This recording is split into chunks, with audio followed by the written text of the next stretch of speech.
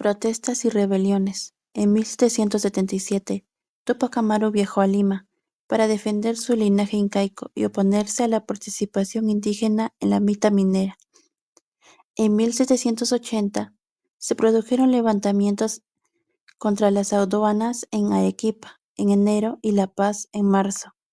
Simultáneamente, Tomás Catari buscaba justicia en Buenos Aires, pero fue encarcelado, iniciando su rebelión a finales de agosto. Túpac Amaru comenzó su propia rebelión en Tinta el 4 de noviembre de 1780. La rebelión de los pasquines en Arequipa. Las reformas borbónicas en el Perú en 1777, implementadas por José Antonio de Areche, incluyeron aumentos de impuesto como la alcabala, del 4 al 6%, un nuevo impuesto al aguardiente, 12,5%, y el restablecimiento de quinto real, junto a una nueva clasificación de contribuyentes. El quinto real, un impuesto minero del 20%, afectó indirectamente a Arequipa, al interrumpir el flujo de plata que sostenía su comercio. Con la llegada de Juan Bautista Pando y la orden de establecer una aduana en 1779, incrementó la tensión, ya que esto facilitaría la recaudación de impuestos y un control más estricto. Estas acciones de Pando generaron oposición, culminando con amenazas en su contra. El desarrollo de la rebelión de Túpac Amaru se dio en el año de 1780. En esta sección nos enfocaremos especialmente en el desarrollo de esta en la ciudad de Arequipa. El 1 de enero inician las revueltas contra la aduana en Arequipa. Como Arequipa tenía una población en la que predominaba la de origen español, las rebeliones causaban miedo y rechazo. Por ello, más adelante, enviarían al juez comisionado don Ambrosio Cerdán y Pontero para investigar los hechos relacionados con la rebelión de los pasquines. Luego, el 4 de noviembre, inicia la rebelión de Túpac Amaru. Recordemos que esta rebelión inicia con la captura y posterior ejecución del corregidor Antonio de Arriaga el 10 de noviembre de 1780. En la ciudad de Arequipa la situación no era muy tranquila, por lo que el virrey ordena investigar esta rebelión y ordena que se informe directamente a Lima. El 21 de noviembre, Túpac Amaru envía un edicto a Arequipa. Un edicto es un tipo de mandato o decreto publicado con la autoridad de un príncipe o de un magistrado. En este caso, el que lo envía es Túpac Amaru, pues él es el máximo exponente de su rebelión. Este edicto estaba dirigido a los criollos de la ciudad. En este, Túpac Amaru utilizó varias palabras que hacían referencia a los mensajes que se daban en la rebelión de los pasquines, como una forma de convocar esos antiguos sentimientos. Si bien su propuesta era dada con un tono amable al inicio, advertía que, al final, si no se unían a su causa, sufrirían las consecuencias, sufrirían la ruina. El 4 de diciembre declaran los sacerdotes Juan de Dios Pacheco y Francisco Javier de Sotomayor ante el juez comisionado Cerdán. Declararon que el 24 de noviembre de ese mismo año habían sido capturados por un grupo de soldados mestizos. Posteriormente, en el pueblo de Tungazuca, escucharon a Micaela Bastidas mencionar que Arequipa sí apoyaría a Túpac Amaru, pues la población ya se había levantado antes en la rebelión de los pasquines. Esto no era del todo probable porque los caciques apoyarían las causas realistas. Muchos aportaban económicamente para adquirir equipamiento, y como retribución, la corona les otorgaba el título de teniente coronel de milicias. En Bogarpata, el cacique propietario de la parroquia Santa Marta, don Antonio Flores, también se le dio este título. Incluso, afuera de la parroquia mencionada, los zapateros y sastres ayudarían con la confección de uniformes y calzado. Se dieron donativos de la clase alta y dominante que estaban en contra de la rebelión. Estos financiaban las expediciones militares que se realizarían posteriormente. El primer donativo consistía entre dinero, armas, municiones y víveres. El segundo fue dado a manera de cabildo. que es una reunión extraordinaria convocada en situaciones de emergencia o para tratar asuntos de interés común. En este se lograron recaudar 13.843 pesos. Las expediciones militares a Caylloma, Lampa y La Paz. Desde Arequipa salieron estas tres expediciones militares con el objetivo de controlar las rebeliones.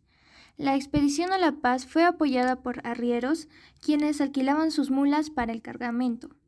Sin embargo, en las provincias de Coyahuas y Condesuyos, las rebeliones llegaron a extenderse, por lo que curas de Achoma y Cayalli lograron persuadir a parte de la población indígena para que no se unieran a esta rebelión. Sin embargo, pese a los intentos de detener el avance de esta rebelión, muchos pueblos coyahuas se unen a esta, entre los cuales están Cayalli, Yanque, Cibayo, Tuti, Tisco, Cabanaconde y Huambo. Nicolás Chacón, cacique de forasteros en Arequipa, apoya a Túpac Amaru. Esto se presume, pues él habría recibido uno de los documentos que Túpac Amaru envió hacia Arequipa el 17 de marzo de 1781. Al no delatarlo, demostró su confianza y fidelidad, por lo que se lo considera como uno de los pocos caciques que apoyó la rebelión. Captura de Túpac Amaru II. Se sabe que Túpac Amaru y sus 3 hijos huyeron a la villa de Langui en un intento de organizar sus tropas, pero él y su familia fueron entregados a los españoles por acción de Ventura Landaeta, quien se aprovechó de su confianza para apresarlo con ayuda de un partidario suyo, el mestizo de Santa Cruz. Terminaron capturados Micaela Bastidas y sus 2 hijos, su hermano y la cacica de Acos. La misma suerte corrieron otros militares de la causa revolucionaria como Tomás Atito Condomaita, José Verdejo, Andrés Castelo y el Verdugo de Arriaga, el negro Antonio Oblitas, entre otros. Entre los principales que lograron escapar fueron Diego Cristóbal Túpac Amaru, Mariano Túpac Amaru, Miguel Bastidas y otros. Cuando el Valle supo de la captura de Túpac Amaru y de su esposa, mandó a 50 hombres a custodiarlo. El 14 de abril de 1781, José Gabriel Túpac Amaru fue encadenado y montado en una mula, con la cual ingresó a la ciudad de Cusco. Se abrió paso entre las calles de la ciudad imperial que lo condujeron hasta su celda junto con su familia íntima y sus principales jefes. Dicha prisión sería el antiguo convento de los jesuitas, que es el actual local central de la Universidad San Antonio de Abad del Cusco. Fue juzgado inhumanamente por el juez y oidor Benito de Mata Linares y lo condenó a muerte, junto con su estado mayor, su esposa y su hijo Hipólito. Finalmente, el 18 de mayo de 1781, en la Plaza de Armas del Cusco, Túpac Amaru fue condenado a muerte mediante el descuartizamiento por medio de 4 caballos, pena que solo se aplicaba en Europa a los regicidas. Su familia y colaboradores eventualmente también fueron ejecutados por los españoles de forma inhumana. Algunos terminaron muriendo durante la caravana de la muerte y otros llegaron hasta el final de este viaje y fueron condenados a muerte de todas maneras. Como es de esperarse, la rebelión de Túpac Amaru trajo ciertas consecuencias. Para empezar, por la represión y militarización. La rebelión desató una fuerte represión por parte de las autoridades coloniales en el sur del Perú. Aunque Arequipa no fue un escenario de combates directos, se intensificaron las medidas de control y vigilancia en la región, especialmente en las zonas rurales. Además, se reformó la presencia militar para evitar que las ideas insurgentes se propagaran, con un aumento de patrullas y controles sobre comunidades indígenas y mestizas. A continuación tenemos el impacto en las comunidades indígenas. Las comunidades indígenas en las cercanías de Arequipa y el altiplano, para ser más específicos, Puno, Cusco, etc., sufrieron las consecuencias del fracaso de la rebelión, ya que las autoridades coloniales implementaron políticas más duras para mantener el orden. Esto incluyó las mayores restricciones a las organizaciones indígenas y el reforzamiento del tributo indígena. Además que se generó un clima de terror y represión que debilitó las posibilidades de nuevas insurrecciones en el corto plazo. En tercer lugar, la reconfiguración económica. La rebelión afectó las rutas comerciales que conectaban Arequipa, en cierto modo, y esto produjo ciertas alteraciones en el comercio y cierta inseguridad en los caminos. También la producción agrícola y minera del sur se vio impactada debido al desplazamiento de la mano de obra indígena y al clima de inestabilidad. En cuarto lugar, mayor resistencia a reformas. La rebelión dejó una huella de desconfianza hacia las políticas borbónicas, como las reformas fiscales y administrativas que intentaban imponer tributos más altos y centralizar el poder en la corona española. En Arequipa y otras regiones del sur, las élites criollas y mestizas desarrollaron una mayor resistencia a estas reformas, preocupadas por evitar nuevas tensiones sociales. En quinto lugar, la propagación de ideas independistas. Como es de saberse, la rebelión de Tupac Amaru no tenía un carácter propiamente independista. Sin su mensaje de justicia y rechazo al dominio español, inspiró a largo plazo los movimientos independistas en el sur del Perú. En Arequipa, las ideas de resistencia al colonialismo comenzaron a gestarse de una forma ligera. Si bien se conocía a Arequipa como una ciudad fidelista, es de aceptarse que esta rebelión podría decirse que sentó algunas bases. Posicionamiento militar, civil y religioso de Arequipa durante la rebelión. Los posicionamientos se dieron durante las rebeliones de Tupac Amaru II y Mateo Pumacahua, quienes lucharon por la libertad y la justicia social para la población indígena. Posicionamiento militar, en donde la ubicación estratégica de Arequipa fue muy importante. Inicialmente, las tropas del ejército arequipeño apoyaron y defendieron la corona española. Las élites locales organizaron fuerzas para combatir los movimientos revolucionarios. Sin embargo, la influencia de las ideas independentistas y la presencia de líderes rebeldes como Mateo Pumacahua generaron divisiones internas en las Fuerzas Armadas de Arequipa. Posicionamiento civil.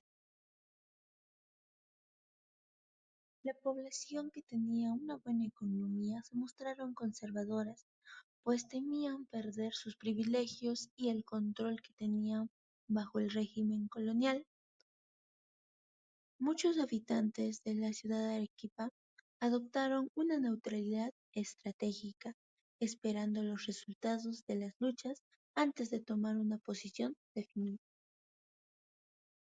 La gente pobre de Arequipa y los sectores populares se unieron a la lucha por la independencia, pues vivían en condiciones muy difíciles bajo el dominio español. No tenían los mismos derechos que la gente rica y eran tratados de manera injusta. Se les obligaba a trabajar en condiciones inhumanas y es por eso que se unieron a las rebeliones, ya que éstas les ofrecían esperanza de un futuro mejor, donde todos fueran iguales ante la ley y tuvieran la oportunidad de una vida más justa. Posicionamiento religioso. La mayoría de los líderes de la Iglesia Católica obviamente apoyaron a la corona española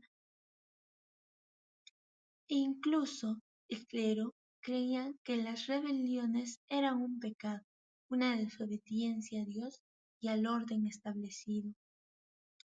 Decían que la gente debía obedecer a las autoridades, incluso si no les gustaba. Aun así, algunos sacerdotes influenciados por las ideas de la Ilustración, un movimiento que valoraba la razón y la libertad, simpatizaban con la lucha por la independencia. Creían que la gente tenía derecho a luchar por sus derechos y por una vida mejor. La Iglesia tenía un gran poder en la sociedad, controlaba la educación y la vida comunitaria. Su opinión era muy importante para la gente y su apoyo o rechazo a la independencia influía en la percepción de la gente sobre la rebelión.